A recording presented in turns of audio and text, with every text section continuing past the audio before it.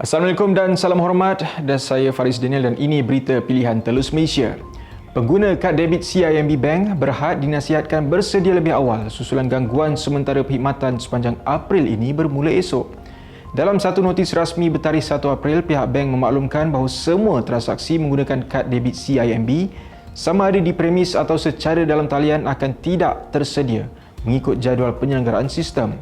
Antara tarikh dan waktu terlibat ialah bermula esok sendiri 12.30 malam hingga 12.30 tengah hari, dan pada 9 April 12.30 malam hingga 2 pagi, 10 April 12.30 malam hingga 10 pagi, dan 16 April dari 12.30 malam hingga 2 pagi, 18 April 12.30 malam sehingga 8 pagi, 25 April dari 12.30 malam hingga 8 pagi.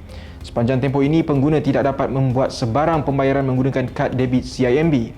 Sehubungan itu, orang ramai disarankan untuk merancang pembayaran lebih awal bagi mengelakkan sebarang kesulitan.